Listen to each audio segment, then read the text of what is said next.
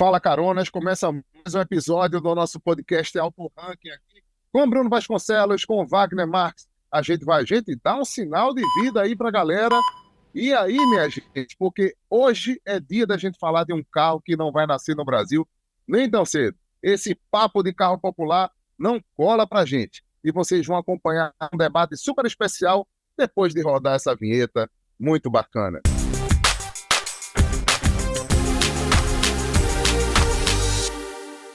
E a gente está de volta aqui no nosso podcast em mais um episódio para tratar de um tema polêmico, mas elucidativo.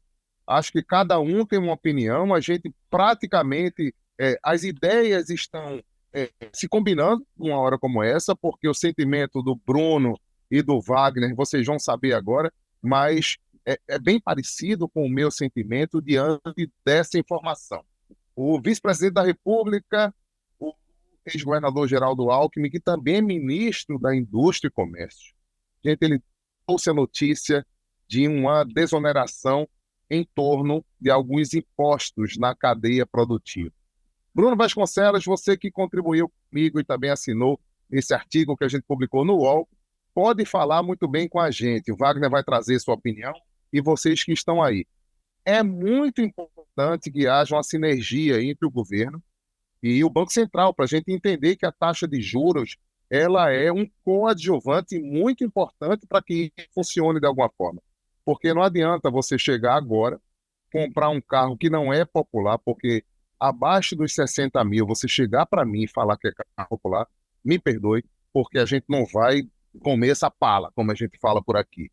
Então, Bruno, diante das atuais circunstâncias, uma faixa de desconto que começa aí em 10 e desce até quantos pontos percentuais para a gente entender, porque vai até o carro de 119, 990, 120 mil reais, não é isso? Isso, o desconto, essa faixa de 1,5% até 10,79% no preço final do carro. São 89 carros que são contemplados hoje no Brasil que estão nessa faixa até 120 mil reais. Levantamento feito pelo Rodrigo, que está lá no Auto Ranking, mostra todas as versões. São 89 carros que vão ser beneficiados. Mas a gente sabe, o desconto mesmo cheio de 10% vai para Kwid, Mobi, os carros mais baratos, porque são 3 critérios para chegar nessa faixa máxima de desconto, que é o carro mais barato, o carro mais eficiente, que polui menos poluentes, e a maior taxa de nacionalização, quanto mais peças e componentes nacionais. Alcançando esses 3 critérios, ele pode chegar a alcançar os 10,79% de desconto. Mesmo com esse desconto, não daria para chegar nos 60 mil, abaixo de 60 mil esses carros. Mas a indústria acredita que vai sim ser dado desconto, vai ter uma contribuição também do outro lado, para poder chegar nesse valor abaixo de 60, que é uma barreira simbólica, porque ainda é caro, você paga 59 mil num carro, não é pelado, mas também está longe de ser completo. Ou seja, mais de 10 mil dólares na conta, né, Bruno? E numa conta fiscal que a própria classe média raiz, eu usei esse termo, ela não conseguiu se recuperar do pós-pandemia em termos fiscais. Wagner, você concorda com a opinião do Bruno? Oi, Jorge, eu concordo completamente com a opinião do Bruno e sou fiel em falar sobre essa questão também, sobre esses carros que não são populares, né? Estão bem longe de ser popular. E como o Bruno comentou aqui também, o brasileiro ele não aceita carro pelado mais. Não aceita carro sem ar-condicionado, sem direção hidráulica, sem vidros elétricos. São coisas essenciais pelo valor que o carro está custando hoje, né? Além dos itens de segurança que entraram também. Com certeza. Antigamente você não tinha ABS, você não tinha airbag, não tinha controle de estabilidade e tração. Então você podia chegar num carro a 19.990. Exato, Celta, né? Como a gente tinha. Exatamente. Então o brasileiro ele não aceita mais esse tipo de carro, né? E tá muito caro. E eu acredito que essa medida aí ela não vai fazer tanto efeito, não vai seguir da forma como está se planejando aí. Eu acho que essa medida também é importante para pressionar a questão monetária, né? A questão dos juros. Não adianta nada você dar um desconto de 10%, quando você vai financiar o carro, você paga 2 carros. Exato. Porque pouca gente tem para dar de entrada, né, Jorge? Isso é uma realidade muito clara, né, Bruno, que você está pontuando aqui. Eu não estou defendendo aqui que a Selic venha a 8 pontos percentuais, a 9, a 13,75, para mim ela é no gogó. É ruim para todo mundo. Acho que uma recalibragem aí, a gente está prevendo, os economistas estão prevendo uma redução da Selic a partir de agosto, significativo ou não, não sei ainda como posso julgar, mas cabe ao Banco Central, a Campos Neto também disse isso com a equipe econômica. Eu me sinto leigo numa hora como essa, mas confesso que me incomoda 13,75. Eu ficaria muito mais feliz se a gente conseguisse dar uma linha nessa Selic aí, vou usar o termo, para reduzir um pouco mais, um pouco, gente. Não é abrir a porteira para que tudo se perca de uma maneira que a gente não tenha um controle da inflação, nem um controle da economia de uma maneira geral, tá? A gente não vai migrar aqui o assunto para o papo econômico. Mas o que eu confesso a vocês é que, na minha opinião, é de cara. Você chegar para comprar um carro de 80 mil reais, por exemplo, e ter que dar 70% do valor do carro para considerar uma taxa de juro baixa ou uma bonificação do banco da montadora em 12 ou 18 vezes sem juros. Ou seja, o crédito não entra em risco em momento algum. E a gente sabe que os bancos precisam faturar. O consumidor que quer trocar de carro, ele só vai se sentir seguro se tiver uma taxa de juros que ele possa pagar. Mas isso, de uma maneira geral, também influencia no mercado do alto padrão. Porque quando a gente quer considerar isso, por exemplo, a JBS Motors, que faz o apoio técnico, né, do nosso podcast aqui no estúdio, onde esse espaço é compartilhado com o time da JBS. Aliás, cadê minha canequinha, gente? Vocês me tiraram da mesa mesmo, hein? Você viajou, amigo. Só porque eu estou aqui no interior do Piauí, na região Parnaíba, com esse visual, a rede balançando, o kitesurf ali que já passou, hein? Olha lá. Nossa, Olha o kitesurf aqui atrás, na beira da praia, gente. Ó, eu estou numa expedição muito legal da Jeep, que a gente conta sobre isso depois, para a gente não fugir do tema do carro que não é popular no Brasil. Por que precisa dizer isso? Porque nem uma Pop, que é uma motocicleta barata, que era barata. Eu me lembro da Pop a 6 mil reais, a 8 mil reais, a 9 mil, e Wagner me deu a informação que está custando quanto a Pop, Wagner? 16, 17 mil reais. É dinheiro, viu? 16. Mano, comprou 3 Pop para casa dele. Agora, acho que ele bota aquele brinquedinho que ele levou no shopping, levou para casa. Bonito antigamente. Se divertir, né? Eduardo Silva, que está aí também balançando a cabeça, e a gente precisa fazer menção aqui, porque essas artes das capas do nosso podcast tem um braço de talento aí acho que é a cunhada de Eduardo. Eu vou lembrar para a gente no próximo podcast falar do nome dela aqui, mas vale o registro, porque é um talento e tanto. E a gente multiplicar esse talento aqui também. Mas de volta ao nosso tema aqui, gente, consideraria você que nos escuta agora, que nos assiste também em nossas plataformas, esse carro brasileiro como um carro popular? Acredito que não. Não existe isso de carro popular. Governo, por favor, acho que está na hora de vocês colocar uma tarja de verdade nesse compromisso. Nós baixamos sim a carga tributária, mas carro popular não tem mais. Aquele carro de 39.990 não vai existir nunca, né, Bruno Vasconcelos? não vai. O que a gente pode ver também foi o que aconteceu com a Peugeot nesse mês, por exemplo. A Peugeot conseguiu baixar cerca de 10 mil reais do seu carro de entrada, o Peugeot Like, né? 108 Like. Tirou do equipamento. Tirou aquela bela central multimídia, tirou alguns equipamentos de série, vidro elétrico traseiro, e baixou para 69 mil. Ou seja, tem margem para trabalhar também, tirando alguns mimos, e realmente não é deixar o carro pelado. É tirar o que não é assim. Eu vou interromper você, porque você é o tipo do consumidor que faz questão de tudo no carro. Ou seja, você gosta de teto solar, você gosta e tem teto solar no seu carro, você dá central multimídia, você não abre mão, você melhora o som do carro. Eu acho que é direito de todo mundo que compra um automóvel escutar um som de qualidade a bordo, nos escutar na CBN, aqui no Auto Ranking, no nosso podcast. Tá aí o Wagner concordando com isso também. Quem, Wagner, você vai falar depois de concluir aí. A Peugeot capou o carro, mas é um carro que te interessa, por exemplo? Não interessa, mas me interessaria quando eu comprei meu carro, por exemplo. Meu Ford Ka, quando eu comprei, não tinha vidro elétrico, não tinha, eu já falei até aqui, não tinha. Quanto custou seu Ford Ka? 19.990 e 60 parcelas. Quanto tempo faz isso? 60 parcelas. Foi em 2007. Eu me lembro quando o Bruno comprou esse carro, Wagner. A gente já trabalhava juntos. Eu digo, Bruno, eu incentivei o Bruno a comprar esse carro, porque praticamente não deu entrada. Na época, R$1 de entrada. permitia muito isso. R$ 1 de entrada, muito pouco. Hoje, por exemplo, o Bruno, na mesma posição, levando em consideração que ele teria que tirar R$ 60 do bolso, acho que ele ponderaria, no meu sentimento, né, de comprar esse carro nessa configuração. Porque eu me lembro, o carro dele era hiper completo. Absolutamente. O Gol que ele teve era super completo. Era o melhor Gol da cidade. Tudo completo, com roda de leve. Ninguém fazia um complemento do produto. Acho que capar o carro, Wagner, você acha que capar, tirar equipamentos do automóvel, isso vai atrair o consumidor de alguma forma? Ou ele pode atrair e dizer, vou comprar e colocar depois?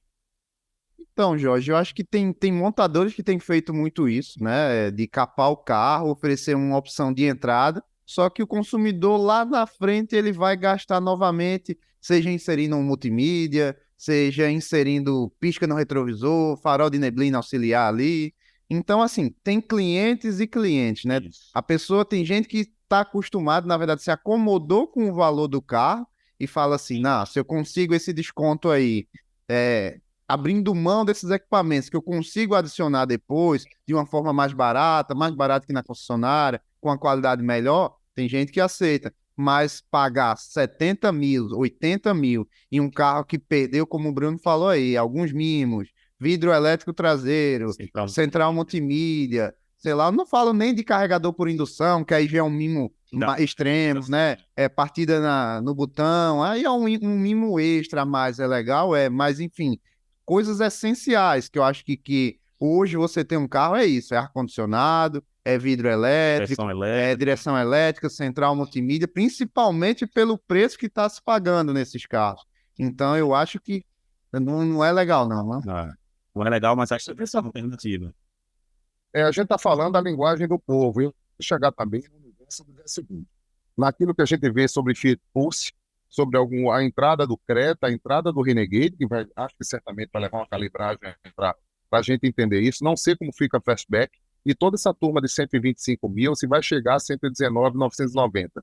Se eles vão fazer uma manobra para poder encaixar tudo isso. O mercado congelou, Bruno. Congelou, Wagner. Hoje eu conversei com muitos concessionários, o movimento já estava baixo, e diante disso, por quê? Porque nós temos 15 dias de promessas e observações para a gente ter o retorno do governo de como vai ser esse esquema do desconto progressivo. É mais ou menos isso aí, Bruno? Exatamente isso. Se não alcançar os 3 requisitos, se não for o carro mais barato, não for o que polui menos, vai perdendo o percentual de desconto, chegando a, no mínimo 1,5%. A gente pode ter um carro de 120 mil que vai baixar só 1,5%, vai baixar menos de R$ 2.000. R$ 1.200.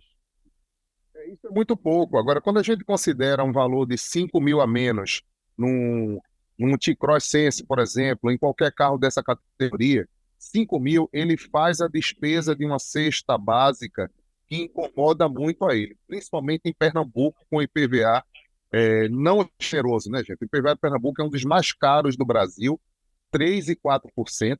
A gente sabe que é um negócio que eu não defendo, eu não apoio, eu critico diretamente, porque nós temos uma renda completamente diferente daquela que tem o morador do estado de São Paulo. É outro IDH, é outra renda per capita, tudo diferente do que a gente vive em nossa realidade. Na Paraíba, do lado, a gente tem IPVA mais em conta. E a governadora e a equipe econômica também sabe disso, que eles precisam tomar uma medida necessária para que a gente evite esse esvaziamento dos carros mais caros para o mercado da Paraíba, porque o que tem de gente emplacando o carro lá, a gente volta a falar, o que é mais econômico, e o IPVA lá você não paga aqui nos primeiros meses do ano.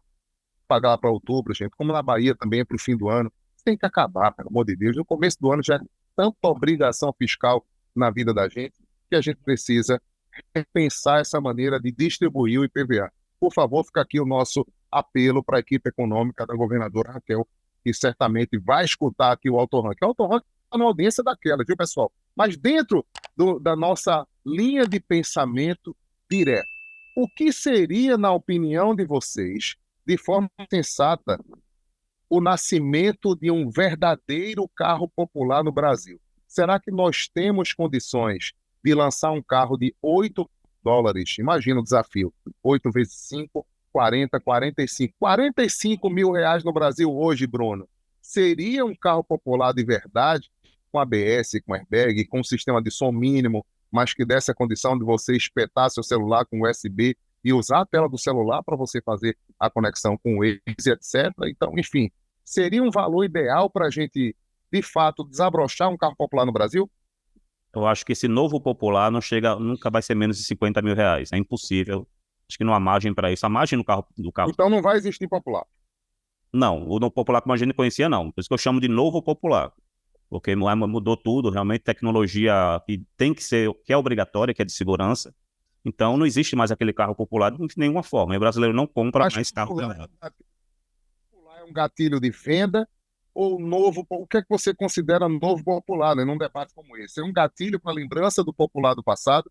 Claro. Porque novo popular seria um carro bem econômico, barato. Não tem Isso. condições, né? Exatamente. É um carro de entrada que é marketing. O nome popular é marketing, seja do governo, seja das montadoras. Vão usar muito isso. A volta do carro popular. A gente trouxe de volta o carro popular. Mas a gente sabe que não vai ter aquele carro pelado, não vai ter carro abaixo de 50 mil, porque ninguém vai comprar realmente carro sem ar-condicionado, sem hidrelétrico, nem empresa compra mais na venda direta. Então, o novo popular, eu acredito que o preço ideal seria entre 50 e 55 mil. Seria um carro um básico. Nem central multimídia eu colocaria, um sonzinho mesmo. Está sendo bem generoso aí, né? Foi bem... Passou dos 10 mil dólares. Estou falando em 8 mil. Não, esquece. Na faixa. Só se o dólar chegar a 3 reais. Aí a gente... Isso não vai acontecer nem tão cedo, de forma alguma voltará a esse patamar. 50 mil acho que é plausível a gente falar em torno de 10 mil dólares, um carro de 52 mil reais aproximadamente, mas até encontrar esse produto de 52 mil, eu não sei se as empresas hoje mais beneficiadas desse processo, a Renault, a Stellantis com parte da Fiat, né, com Citroën talvez, e Peugeot, elas consigam colocar um produto até 55 mil reais no mercado brasileiro. Se isso acontecer, eu tenho certeza que para uma nova onda de consumidores, o primeiro carro de muita gente, o carro universitário, né, que é aquela coisa que existe ainda, as pessoas que precisam migrar até de uma moto. Dá para migrar de uma moto para um carro, Wagner? Hoje não dá, né, Jorge? Hoje está difícil. Falando um pouco, né, do que Bruno falou, da questão do novo popular, eu acho que também não dá para capar demais, diminuir demais, economizar demais nos carros, porque como o Bruno falou, ele teve o carro popular dele ali por 19 mil. Se a gente for pegar os carros que chamam de populares hoje, na verdade são carros de entrada de cada marca. Eu já acho eles inferiores, a gente falando assim, esteticamente e estruturalmente falando, claro, de tecnologia não, de acessórios não, mas inferiores aos carros que eram populares na época. Porque qual é a ideia? O pessoal cortar custo, diminuir acabamento, tirar alguma coisa, sei lá, o step, tirar um parafuso, tem carros com 3 parafusos de roda aí, enfim.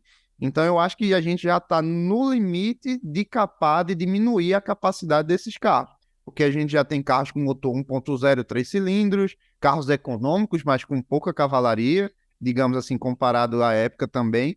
Então eu acho que é difícil chegar nesse carro de 8 mil dólares, como o Jorge falou aí, sem a montadora abrir mão disso aí, de capar mais ainda os carros, diminuir ainda mais o tamanho, usar um pneu menor, não sei, tirar um acabamento interno, um plástico, não sei, enfim.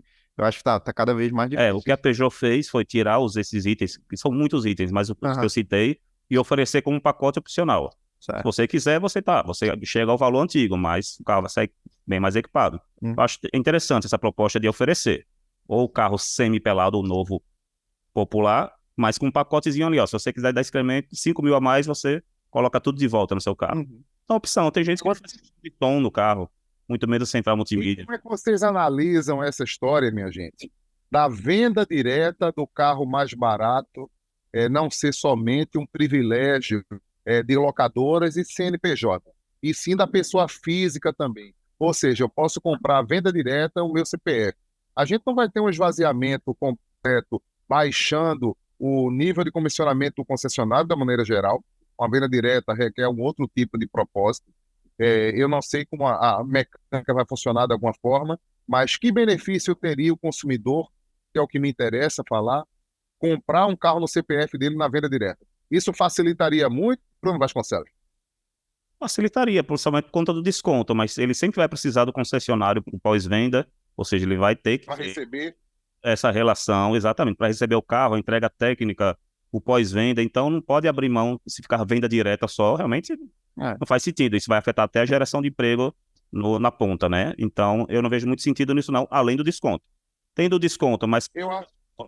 mas dando a comissão ao concessionário de alguma forma, eu acho ótimo. Quanto mais desconto, minha gente, por favor. Principalmente que vão ser carros de volume, né? A gente vai estar Isso. falando de carros mais em conta, provavelmente os motoristas de aplicativo vão se beneficiar disso, vão trocar de carro, então vai aumentar o volume. E aumentando o volume, vai precisar de mais gente trabalhando Isso. nessa questão de pós-venda, entrega, enfim, Exatamente. tudo isso aí. Então, gera volume. Concordo com vocês.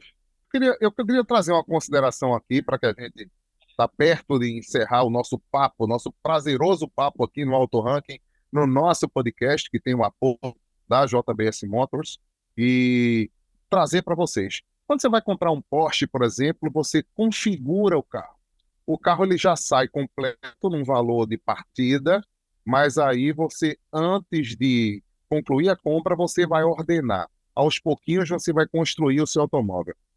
Fiat construiu isso lá atrás, com o Fiat Online, se eu não me engano, na época do Bruno, lá quando ele comprou o Ford Ka dele, bem baratinho, mas muito barato mesmo. Você tinha Mille Online, né, Bruno? Você podia customizar o Mille com alguns equipamentos, o rádio e tantas coisinhas mais. Será que a gente, entregando um carro básico para o concessionário junto com o consumidor, usar uma tela de configurador e colocar as coisas que cabem no bolso dele, também não seria uma solução lógica diante desse novo mercado? O que é que vocês opinam sobre isso? Não só lógica, como eu acho que esse é o caminho para esse novo popular. Ele vai sair com um básico e o resto vai ser tudo opcional. Vai caber também ao vendedor de acessórios da loja chegar lá, ó, vamos colocar aqui essa central, vamos colocar o retrovisor elétrico, vamos colocar o sensor de estacionamento. E isso vai demandar ainda mais trabalho dessa equipe de pós-venda para poder incrementar esses carros para ainda fica com preço razoável, né? Mas é aquela opção. Tem gente que não faz questão de nada elétrico no carro. Eu sei, lógico, não é nossa geração, mas tem gente que não liga o som do carro, mesmo tendo lá, não liga. Nunca usa ninguém atrás, não precisa ter vidro elétrico atrás. Então, vai se adequar à necessidade do consumidor. Essa é a vantagem de ter um carro popular. Às vezes eu vejo isso, né? O que eu vejo também de tanta gente que comprou um carro sem som e usa um boom box ali, e usa uma caixa de som entre os bancos e customiza com o seu próprio celular, porque ele pode fazer isso de uma maneira... Conectividade. E de alguma forma usar a conectividade. Qual que não sai? Gente... Só fazer uma pergunta, Jorge. Saindo um pouco do assunto, mas eu sei que você testou a Maverick, que foi lançada agora, né? A híbrida, muita gente deve estar curiosa para saber sua opinião sobre o carro. E eu também estou. Para saber como é que você achou desse motor 2.5 aliado ao motor elétrico. Só uma palhinha para a gente. Né? Ele falou de preço e preço. É importante a gente falar isso. Foi bom você lembrar. Eu vou falar rápido para o Carona entender. E resumir a Maverick. Motor 2.5, 190 cavalos de potência, 194 cavalos de potência. O híbrido, hybrid, né? Porque ela funciona da mesma maneira que um Corolla Cross funciona, a bateria vai ali fazendo o complemento do motor a combustão. E, Bruno, a 90%, você sabe que eu já dirigi muito rápido, hoje eu dirijo de uma forma muito mais comportada. Das vezes que eu dirigi com o Bruno, todas as vezes que a gente foi para algum lugar na estrada, acontecia um episódio, ele dirigindo, eu não. Pode ter certeza disso. Mas a 90 por hora, 95, você sabe que é assim que eu dirijo com segurança, às vezes 120. Eu estava fazendo 20 quilômetros com 1 litro na estrada. 20 quilômetros na Castelo Branco, ou seja, quando eu passei para 100, 110 por hora, 120 a Castelo, eu passei a fazer 17, 18,5, dependendo de como o pé se comportava nas retomadas e ultrapassagens. Ou seja, se eu fui capaz de, numa picape de 245 mil, ela é o mesmo preço da FX4, ela é tração dianteira, não é 4x4 como a outra, né? E está em linha ainda. Acho que o consumidor, quando bater na concessionária, não vai comprar o carro a combustão, vai comprar o carro híbrido. Aí ele precisa da tração, parte arranja. Ele vai fazer outra coisa. Mas é o meu sentimento. O carro é mais confortável que um Ford Bronco. Eu preciso posicionar isso. É um SUV de verdade. E você só vai descobrir que é uma picape, Bruno, Wagner e caronas do Auto Ranking, se você olhar para trás. Se você olhar no retrovisor e ver a caçamba. porque a caçamba tem uma capacidade de carga aí de 638 quilos, acho que é isso, contra 1.010 da Toro. A Toro é diesel, então, quanto mais de 1 tonelada ela tem, a chance, né, a oportunidade de ofertar, a Stellantis ofertar um carro a diesel. A Maverick não. O que é que ela oferta? É conforto. O que é que ela possibilita? É uma caçamba inteligente com a escotilha elétrica muito bacana na parte de trás, com os ganchos que fazem com que aquela amarração embaixo também funcione. Numa capotinha elétrica, ela é ultra vintage no visual. Acho que é um acerto global da própria Ford. A Ford tem um DNA na produção de picape que a gente precisa respeitar com o F-150, com a nova Ranger que vem por aí, que Bruno vai dirigir essa semana, e muito mais do que a gente vai trazer. Mas um resumo da Maverick é mais ou menos esse. Ela perdeu a pegada esportiva ou ainda continua? Não, não perdeu, não perdeu. Ela tem 5 modos de condução e o modo esporte vai fazer com que você consuma muito. E aí você vai sair de 20, 17 para uns 14 na estrada, quando você tem 14 km com litro no modo esportivo, arrojado, você vai bem. Muita gente colocou lá nos meus comentários no @JorgeMoraes, no Instagram, é o Fusion, é o motor velho do Fusion. Gente, esquece isso, é uma derivação lógica de um carro muito bem acertado, moderno, com Ford Connect 0800, diferente do serviço da própria Stellantis, que você tem que pagar depois de usar, né, depois do tempo de uso, onde eles dão, acho que 1 ano, né, Bruno? Para você usar o serviço, depois de 1 ano utilizar. A Ford não, deixa isso na tua mão. Ela está querendo conquistar o mercado e, na minha opinião, ela tem uma picape que vai representar muito uma alternativa a quem quer ter uma picape que não seja uma média e que quer sair da grande líder que é a Fiat Toro. Acho que a Fiat Toro não vai perder essa liderança de mercado, mas a Maverick vai chegar ali com um grande brinco, com um grande produto, seduzindo muito. Mas será uma picape de grandes volumes? Não. Mas ela vai seduzir e vai aparecer bem. Suspensão elegante, porque ela consegue entregar um manejo bacana, principalmente nas curvas. Sendo 4x2, na minha opinião, não me trouxe nenhum prejuízo. É óbvio que 4x4, quando a gente pensa em picape, sempre pensa no terreno de 4x4. E dá mais segurança de uma maneira geral. É o meu sentimento. Mas eu optaria pela economia e pela proposta da Maverick nesse ponto. Vamos ficando por aqui, senão o auto-ranking vai disparando e todo mundo tem compromisso. Até o próximo episódio aqui com Wagner Marques, com o Bruno Vasconcelos, comigo que estou acompanhando aqui através desse cenário. Gente, se vocês virem no YouTube, vão ver, viu? E é um lugar bonito esse interior do Piauí, brincadeira. O Delta do Parnaíba é um negócio maravilhoso de ver. Eu estou na expedição da Jeep, eu vou contar mais sobre isso depois. Semana que vem estou no México defendendo um Defender, conto também sobre isso. Bruno vai dirigir Itaipiá, Wagner vai estar com a gente de alguma forma e estamos conectados aqui com Manuel. Cadê o Manuel? Tá por aí, né? Tá aí. Manuel, é o grande Manuel, por aí, na moral. É o Manuel, viu? Tá na área, tá com a gente.